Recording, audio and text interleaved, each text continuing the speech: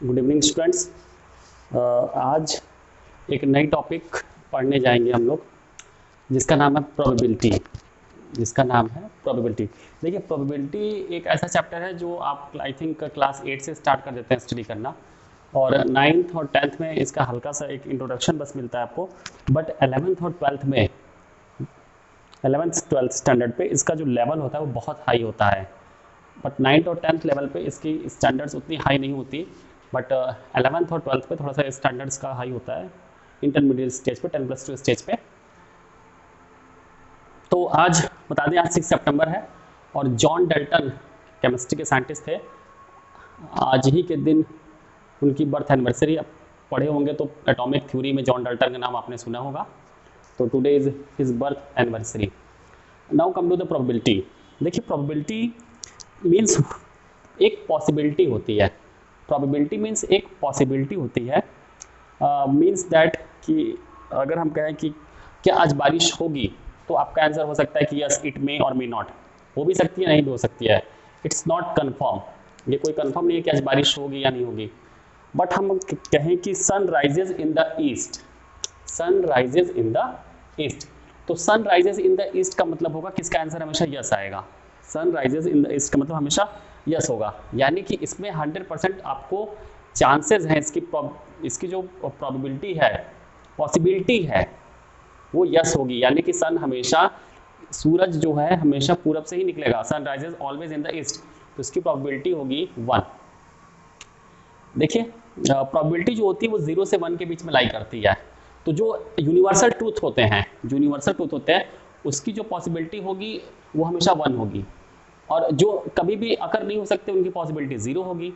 जैसे sun rises in the west, तो ये तो कभी हो ही नहीं सकता। Sun rises in the west, ये तो कभी हो ही नहीं सकता। इसका मतलब क्या हुआ कि इसकी पॉसिबिलिटी क्या है, 0। तो इसकी जो प्रोबेबिलिटी हो जाएगी 0। तो प्रोबेबिलिटी लगभग एक ही चीज़ है। जैसे होता है कि आप जिस दिन बारिश जिस दिन होनी होती है उस दिन आप अपना अम्ब्रेला नहीं लेके जाते हैं, तो क्योंकि आपको उस दिन लगता है कि ऐसी आपकी बारिश नहीं होगी, आपको ऐसा उस दिन लगता है कि बारिश नहीं होगी, इसलिए हम नहीं लेके जाएंगे। बट सडनली उसी दिन हो जाती है। तो प्रोबेबिलिटी जनरली एक कह सकते हैं कि पॉसिबिलिटीज होती है, पॉसिबिलिटीज हो सकते हैं, चांसेस हो सकते हैं कि आज बारिश होगी या नहीं होगी। तो देखिए, अब आते हैं क्वेश्चंस पे।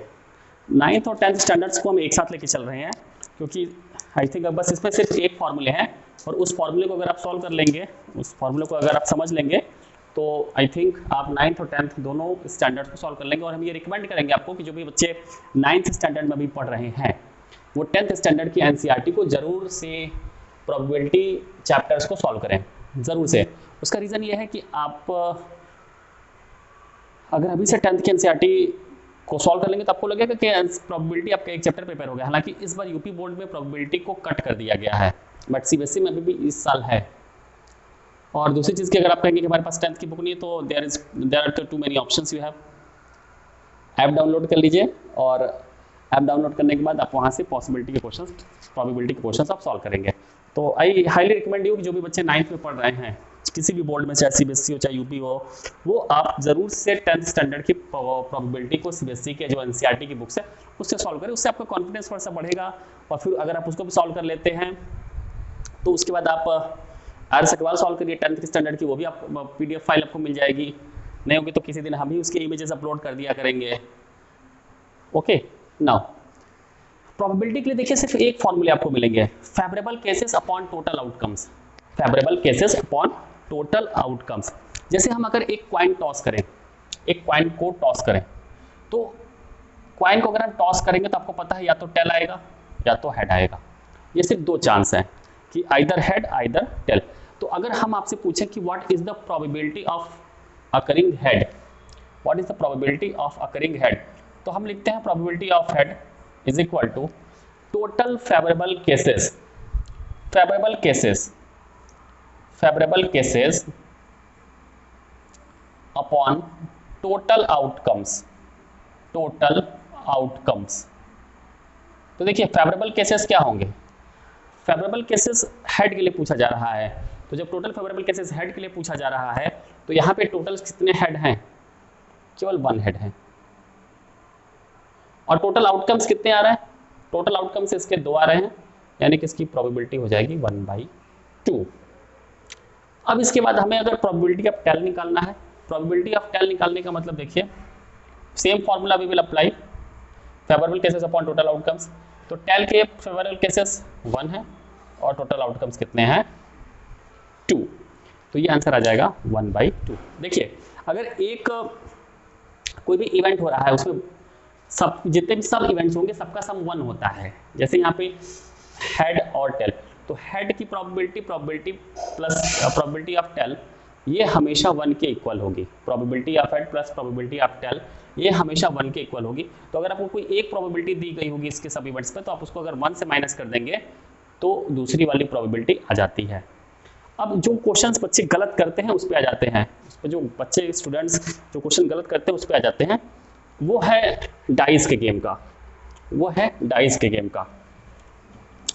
When we throw a dice, अगर हम एक डाइस को थ्रो करें तो पॉसिबल आउटकम्स देखिए सिर्फ 6 हो सकते हैं, 1 2 3 4 5 और 6, 1 2 3 4 5 और 6।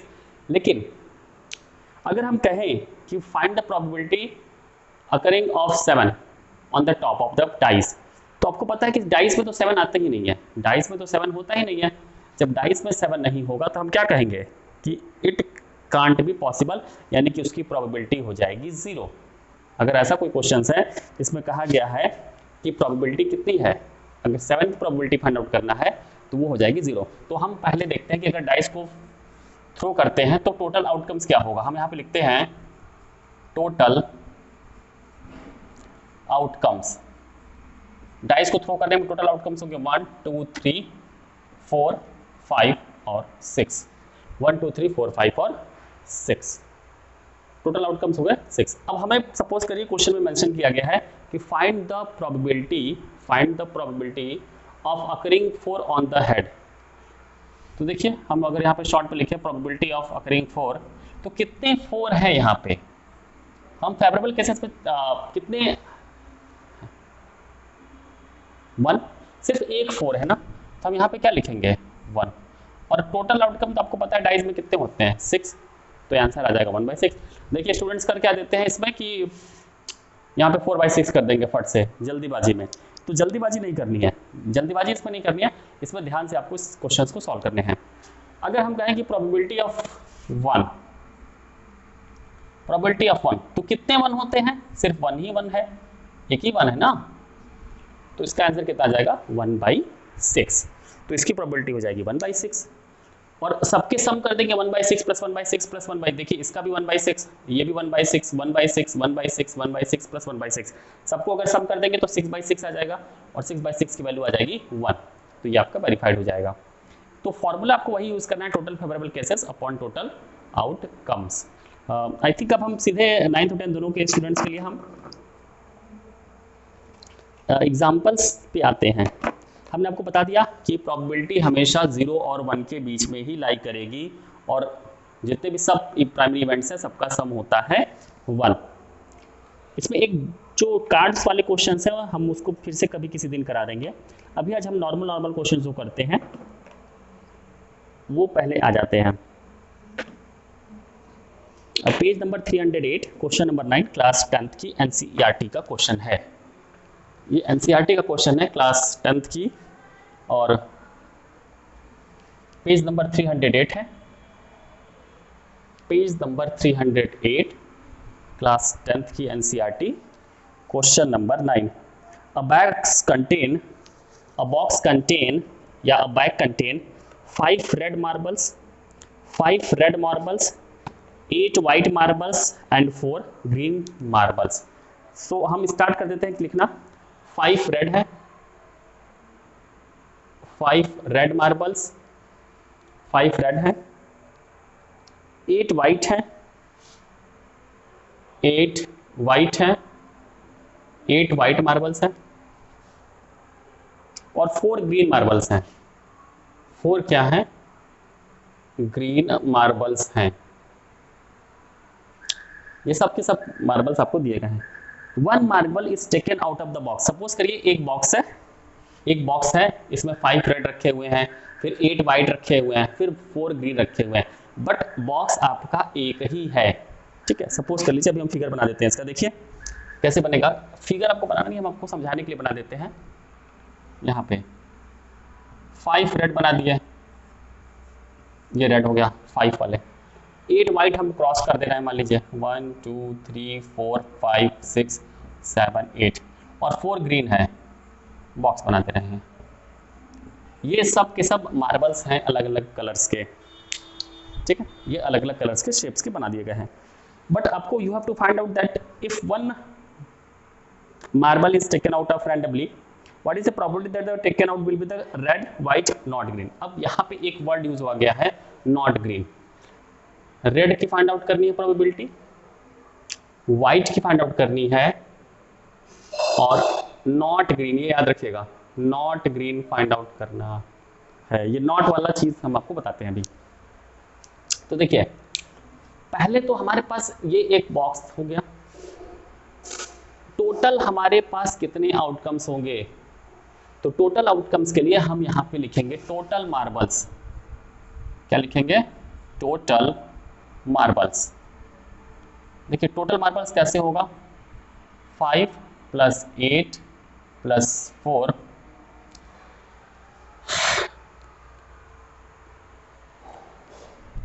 ये हो जाएगा 17, ठीक है, ये हो जाएगा 17 मार्बल्स। यानी कि अगर किसी को इसमें से किसी भी कलर का मार्बल ड्रॉ करना है तो उसके पास पॉसिबल केसेस टोटल जो होंगे वो होंगे कितने मार्बल्स, यानी कि उसके पास 17 ऑप्शंस हो गए, 17 मार्बल्स का उसके पास ऑप्शन है, और उस 17 मार्बल्स में से उन्हें क्या करेगा, वो चूज करेगा, वो क्या करेगा 17 मार्बल्स से चूज करेगा। अब आपको पहली जो प्रोबेबिलिटी फाइंड आउट करनी है वो रेड की फाइंड आउट करनी है। तो प्रोबेबिलिटी ऑफ रेड, तो फेवरेबल केसेस रेड के लिए कितने थे, हमने बनाए हैं 5। देखिए ये रेड है, ये रेड वाले हैं, ये रेड वाले हैं, तो फेवरेबल केसेस यानी कि कितने उसके नंबर्स होंगे वो उसको हम फेवरेबल केसेस में लिखते हैं। तो ये हो जाएगा 5 अपॉन टोटल आउटकम्स, और टोटल आउटकम्स होगा यहाँ पे 17। तो प्रोबेबिलिटी ऑफ रेड मार्बल्स हो गया 5/17। अब हम इसके बाद probability of white marbles, probability of white marbles, total कितने हमारे पास मार्बल्स हैं, 8 मार्बल्स हैं, तो 8 हो गया, और यहाँ पे हो गया 17। अब यहाँ पे 2 वर्क हमको, 2 आंसर हमें मिल गए। अब हमें बट ग्रीन के जगह पे पूछ दिया गया है नॉट ग्रीन, नॉट ग्रीन जो कि ग्रीन नहीं है। तो ग्रीन, देखिए इस क्वेश्चन को अब नॉट वाले ग्रीन को फाइंड आउट करने के लिए आपके पास 2 ऑप्शन है, तो हम उस दोनों को कैसे करते हैं पहले उसे देखिए। एक जो ट्रेडिशनल मेथड है जो हम आपको बता दें कि नॉट ग्रीन है, तो पहले हम फाइंड आउट करेंगे कितने ग्रीन्स हैं, तो ग्रीन्स तो टोटल कितने हैं, 4 हैं, ग्रीन कितने हैं टोटल 4 हैं। तो नॉट ग्रीन का मतलब क्या हो गया, नॉट ग्रीन का मतलब जो ग्रीन नहीं है, जो ग्रीन नहीं होगा मतलब क्या हो सकते हैं, या तो रेड हो सकते हैं या तो व्हाइट हो सकते हैं, यानी कि हम रेड को इसमें से क्या कर देंगे, एक्सक्लूड कर देंगे, ग्रीन को एक्सक्लूड कर देंगे। ग्रीन का पूछा गया, नॉट ग्रीन का पूछा गया है, नॉट ग्रीन का पूछा गया तो हम ग्रीन के नंबर्स को एक्सक्लूड कर देंगे। तो कितने ग्रीन हैं, 4, यानी कि 8 और 5, तो टोटल ऐसे कितने ग्रीन्स हो गए, जो नॉट ग्रीन है वो हो गए 13। प्रोबेबिलिटी ऑफ नॉट ग्रीन क्या हो जाएगा, probability of not green, probability of not green क्या होगा 13/17, प्रोबेबिलिटी ऑफ नॉट ग्रीन क्या होगा 13/17। ये तो हो गया एक जनरल मेथड का। अब नॉट ग्रीन का देखिए निकालने के लिए हम एक मेथड और कर सकते हैं, हम उस मेथड को इधर साइड में कर दे रहे हैं। हमने आपको बताया था कि 1 में से माइनस कर देते हैं टोटल सब इवेंट, तो अगर हमें ग्रीन की प्रोबेबिलिटी फाइंड आउट करनी होगी, प्रोबेबिलिटी ऑफ अगर ग्रीन फाइंड आउट करना होगा तो 1 माइनस क्या हो जाएगा, ग्रीन अगर निकालना है तो रेड और व्हाइट को ऐड कर देंगे, यानी कि इन दोनों को हम ऐड कर देंगे। तो 8 + 5 कितना हो जाएगा 13, 13/17, इसको सॉल्व करेंगे तो 4/17। लेकिन याद रखिएगा प्रोबेबिलिटी ऑफ ग्रीन है ये जो कि आपको दिया गया है। नॉट ग्रीन निकालने का मतलब, नॉट के लिए देखिए कभी कभी ऐसे साइन लगा देते हैं, ऊपर ई बार लगा देते हैं, तो नॉट ग्रीन के लिए फिर से हम 1 में से माइनस करेंगे किसको, ग्रीन को, तो 1 माइनस 4/17, तो ये आ जाएगा आंसर 13/17। देखिए अब जो मेथड आपको अच्छा लगे आप अप्लाई कर सकते हैं, जो भी मेथड आपको अच्छा लगे वो अप्लाई कर सकते हैं। तो इसमें करना क्या था कि हमें रेड, वाइट और ग्रीन दिए गए थे। टोटल मार्बल्स हम फाइंड आउट कर लेंगे, टोटल पॉसिबिलिटी कितनी हो सकती है हमारे पास मार्बल्स की, 17 हो सकती है। प्रोबेबिलिटी ऑफ रेड निकालना था, तो रेड के लिए हमारे पास कितने मार्बल्स है, 5/17। Probability of white 8/17। अब हमें नॉट ग्रीन दिया गया था, तो हम नॉट ग्रीन फाइंड आउट करेंगे, कितने नॉट ग्रीन्स हैं, तो नॉट ग्रीन का मतलब जो ग्रीन नहीं है, तो रेड और वाइट है, तो 5 + 8 कितना आ जाएगा, 13। अब नॉट ग्रीन हो गया से 13/17। एक इसका दूसरा मेथड भी है कि हम पहले ग्रीन की प्रोबेबिलिटी फाइंड आउट करेंगे 1 में से माइनस करके, या डायरेक्टली फाइंड आउट कर सकते हैं ग्रीन की प्रोबेबिलिटी 4/17। ये भी मेथड है आपके पास कि अगर आपको यहाँ से ग्रीन की प्रोबेबिलिटी फाइंड आउट करनी है तो यहाँ से डायरेक्ट फाइंड आउट कर लेंगे 4/17, और फिर नॉट निकालने के लिए उसको 1 में से माइनस कर देंगे। दोनों ऑप्शन है, देखिए होगा क्या। इसको दूसरे तरीके से भी कर सकते हैं। मैथ्स में यही एक अच्छी चीज़ है कि आप एक क्वेश्चन को कई तरीके से कर सकते हैं, जो आपको अच्छा लगे। एक और तरीका देख लीजिए इसका, हम प्रोबेबिलिटी ऑफ नॉट ग्रीन निकालना था, तो पहले प्रोबेबिलिटी ऑफ ग्रीन निकाल लें, और ग्रीन की प्रोबेबिलिटी कितनी होगी, यहाँ दिख रहा है 4/17। और याद रखिएगा अगर आपको नॉट ग्रीन निकालना है, प्रोबेबिलिटी ऑफ नॉट ग्रीन निकालनी है, तो 1 माइनस प्रोबेबिलिटी ऑफ ग्रीन हो जाएगा, 1 माइनस प्रोबेबिलिटी ऑफ ग्रीन हो जाएगा, ठीक, 1 माइनस ग्रीन हो जाएगा। तो ये क्वेश्चन था आपकी एनसीईआरटी का। अब इसमें फिल इन द ब्लैंक्स में 10th में बहुत दिया गया है, तो आप उसको भी सॉल्व कर सकते हैं। इसमें एक अच्छा क्वेश्चन होता है जो आई थिंक 1-2 बार पूछा गया है बोर्ड के एग्जाम्स में, कि प्रोबेबिलिटी की वैल्यू क्या नहीं हो सकती। तो हम आपको पहले एक इंट्रोडक्शन दे देते हैं कि क्या हो सकती है, फिर आप बताएंगे कि क्या नहीं हो सकती।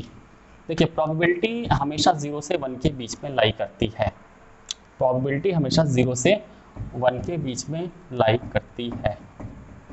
मिनिमम जीरो होगा उसकी प्रोबेबिलिटी किसी भी की चीज। प्रोबेबिलिटी ऑफ इवेंट 0 हो सकता है या तो 1 के इक्वल हो सकता है। 0 और 1 के बीच में क्या करेगा, ये लाई करेगा। मिनिमम 0 और मैक्सिमम जो होगी इसकी प्रोबेबिलिटी क्या हो जाती है, 1 हो सकती है। तो 0 किस केस में होगा, ये आपको पता है कि 0 किस केस में होता है। 0 जो एकदम अनश्योर, जो श्योर होते हैं कि कभी भी पॉसिबल नहीं है, उसको हम क्या कहेंगे कि वो उनकी प्रोबेबिलिटी 0 है, और जो 100% श्योर इवेंट्स हैं उनका प्रोबेबिलिटी 1 हो जाता है। तो 0 से 1 के बीच में लाई करेगा। ये भी पॉसिबल है कि आपको यहाँ से दिख रहा होगा कि प्रोबेबिलिटी कभी भी निगेटिव नहीं हो सकती, 0 से लेस हो नहीं सकती, तो माइनस नहीं हो सकती। किसी भी इवेंट की प्रोबेबिलिटी 2, 3, 4 नहीं हो सकती। लेकिन आपको पता है 0 से 1 के बीच में डेसिमल नंबर्स आते हैं। अगर हम कहें कि किसी की प्रोबेबिलिटी 0.48 पॉसिबल है, डेफिनेटली पॉसिबल है। क्यों नहीं पॉसिबल है, बिल्कुल पॉसिबल है। क्या 48/100 पॉसिबल है, फ्रैक्शन में रैशनल नंबर हो ही सकता है, बिल्कुल पॉसिबल है। क्या परसेंटेज में पॉसिबल है। अब ये क्वेश्चन अराइज होता है, यही क्वेश्चन है जो प्रॉब्लम क्रिएट करता है सारे के लिए। तो देखिए एक क्वेश्चन है जो कि एनसीईआरटी में लिखा हुआ है, ये 4 ऑप्शन दिए गए हैं, 2/3, -1.5, -1.5, 15% और 0.7। Which one of these is not a possible probability of an event? 2/3 fraction है, डेफिनेटली पॉसिबल होगा, 15% लिखा हुआ है यहाँ पे, पॉसिबल है। -1.5 किसी भी कंडीशन में ये तो पॉसिबल ही नहीं होगा। देखिए फिर से इधर लिख देना, अगर उधर प्रॉब्लम है तो -1.5, 15% और 0.7। देखिए 2/3 डेफिनेटली पॉसिबल है, ये तो इसमें कोई प्रॉब्लम नहीं आती। 0.7 इसमें भी पॉसिबिलिटी कोई डाउट की है ही नहीं। 15% और इसमें आपको कुछ डाउट लगेगा, तो ये तो निगेटिव है, तो पहले आप इसको क्रॉस कर दीजिए कि मतलब हमारा सही आंसर तो ये है। फिर आपके मन में ये डाउट आना चाहिए 15% कैसे नहीं है, 15% तो नहीं होना चाहिए, क्योंकि हमको तो परसेंटेज बताया ही नहीं गया है, हमको तो बस बताया गया कि 0 से 1 के बीच में लाई करते हैं। तो 15% अगर नहीं है तो आप इसको 15% को आपने पढ़ा होगा कि ऐसे लिख सकते हैं। जब आप इसको ऐसे लिख सकते हैं तो इसको सॉल्व भी तो कर सकते हैं, 3/20 इसको ऐसे सॉल्व भी तो कर सकते हैं। तो इसका आंसर आ जाएगा 3/20। तो ये भी पॉसिबिलिटीज़ है आपके पास कि आप इसको सॉल्व कर सकते हैं। अब कुछ क्वेश्चन एक दो हम 9th के बच्चों के लिए कर लेते हैं कि 9th की एनसीईआरटी में प्रोबेबिलिटी कैसा दिया गया है। देखिए 9th के एनसीईआरटी में तो 3 ही 4 क्वेश्चन ऐसे हैं जो आपको दिए होंगे, जो बहुत आपको ये सॉल्व करने हैं, तो इसमें तो कुछ प्रॉब्लम नहीं है। एक चार्ट इसमें बना हुआ है, हम उसको बना के 1-2 क्वेश्चन सॉल्व कर देते हैं 9th के एनसीईआरटी के। बट हम फिर से कहेंगे कि जितने भी 9th के स्टूडेंट्स हैं वो 10th की एनसीईआरटी को पहले अपने क्लास का सॉल्व कर लें, उसके बाद आप 10th की एनसीईआरटी को भी सॉल्व करते रहें। फिर 10th के जो बच्चे हैं वो अपने क्लास के एनसीईआरटी को सॉल्व कर लें, उसके बाद आगे देखिए बहुत ईजी चैप्टर है, no doubt probability 10th level की बहुत ईजी है। हाँ, आगे आपको 11th-12th लेवल की जो मिलेगी वो थोड़ी सी प्रॉब्लम क्रिएट कर सकती है, बट अभी तक के लिए कोई प्रॉब्लम ऐसी नहीं आती। ये चार्ट ऐसा बना हुआ है,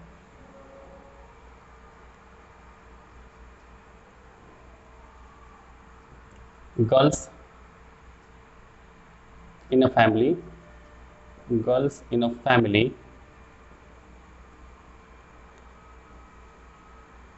और इधर है number of families, number of families. यहाँ पे 2 है, यहाँ पे 475 है, यहाँ पे 1 है, यहाँ पे 114 है, और यहाँ पे 0 है, यहाँ पे 211 है। आपको find the probability 2 girls, 1 girls और नो गर्ल्स, ये 3 चीज़ों की प्रोबेबिलिटी आपको फाइंड आउट करनी है। क्वेश्चन ये है पेज नंबर 283 पे 9th क्लास एनसीईआरटी में कि 1500 families with 2 children were selected randomly and the following data were recorded. Compute the probability of a family chosen at random having 2 girls, 1 girls and no girls. 2 girls, 1 girls and no girls. तो देखिए पहली चीज़ तो questions में करता क्या है, आपको तो यहाँ पे एक चीज़ दे दी गई है कि आपके पास टोटल कितने फैमिलीज का डेटा है, 1500 फैमिली का, तो आपके लिए काम और भी इजी हो गया। अगर ये नहीं दिया होता, सपोज ये नहीं दिया था कि क्योंकि टीचर्स अगर पेपर बना देते इसको डिलीट कर देते ये वर्ड, बस वो लिख देंगे सर्टेन नंबर ऑफ फैमिलीज, तो फिर उस कंडीशन में क्या किया जाता है, उस कंडीशन में आप total number of families count करेंगे, और जब इसको काउंट करेंगे टोटल नंबर ऑफ फैमिलीज को, तो ये इसका आंसर आ जाएगा 1500। तो ये आपको बुक में दे दिया गया है स्टेटमेंट में, इसलिए आपके लिए इजी हो गया। अदरवाइज नहीं देगा तो आपके लिए थोड़ा सा सोचना पड़ जाता है। सोचना क्या है, हम पहले तुरंत नंबर ऑफ फैमिलीज काउंट कर लेंगे। तो देखिए 2 गर्ल्स, तो probability of the family having 2 girls, probability of family having 2 girls यहाँ पे लिखेंगे। 2 गर्ल्स के लिए फेवरेबल केसेस कितने हैं, 475 upon total number of outcomes. Total हमारे पास कितनी फैमिलीज हैं, 1500। याद रखिएगा प्रोबेबिलिटी के आंसर को आप हमेशा सिंप्लीफाइड फॉर्म में लिखेंगे, सिंप्लीफाइड फॉर्म में लिखेंगे।